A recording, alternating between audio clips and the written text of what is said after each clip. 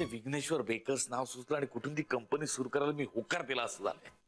मी तेव्हाच नाही म्हटलं असतं ना तर हे काही झालंच नसतं. आज माझ्याच काय. अरे जागे आहात अजून? हो, तू का आलायस खाली? पाणी ठेवलं होतं ना मी तुझ्या खोलीत. हो का? मी पाहिलं नाही. अरे तू झोपला नाहीस अजून? अरे काम करत बसलोय. श्री, झोप महत्वाची आहे, काम होतच राहतात. अरे झोप येत नाहीये म्हणून तर काम करतोय. आय नो, मला झोपेची गरज आहे. मग झोप येत नाही कशी? हा, एवढा दिवसभर काम करतोस, दमतोस, पडल्या पडल्या झोपशील तू. झोप? मला ना हल्ली असं वाटायला लागलंय की जान्हवी आणि माझी झोप काहीतरी कनेक्शन असणार.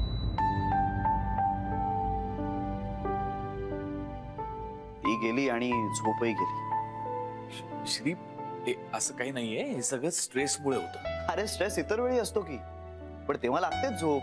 जान्हवी असली की मला झोप लागते शांतपणे. आता हे एवढं सगळं झालं, माझ्या तोंडाला काळं फासलं, पण तेव्हाही झोपलोच की नीट. पण आता जान्हवी गेली आणि झोपही गेली.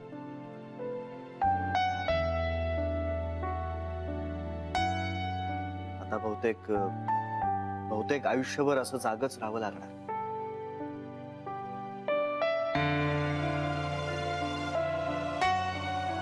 एनिवे, मी आहे.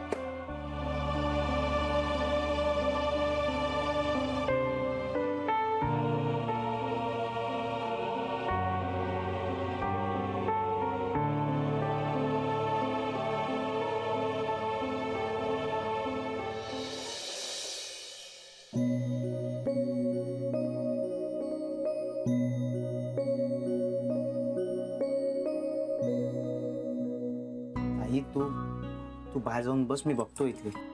अरे झालंच आहे.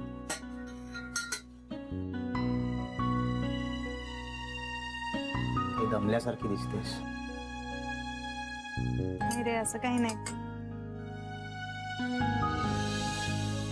आलंच.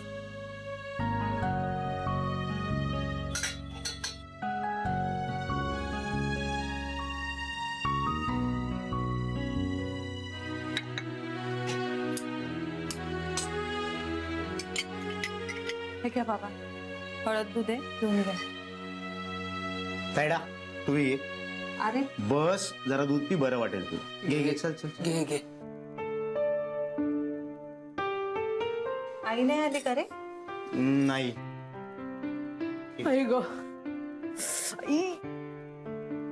काही मला सांगत जरा, मी गेलो असतो. आहे ना मी आता घरी. काय काम काही कमी असतात का रे पेंट्या? गेलेच होते बाहेर तर जरा त्या निंबाळकर वकिलांकडे पण डोकावले. मला म्हणाले नुसता घटस्फोट देऊन मोकळे होऊ नका. मी म्हणाले जानूला तर मोकळंच व्हायचंय ना. त्यावर ते म्हणाले मला, मग पोटगी मागा.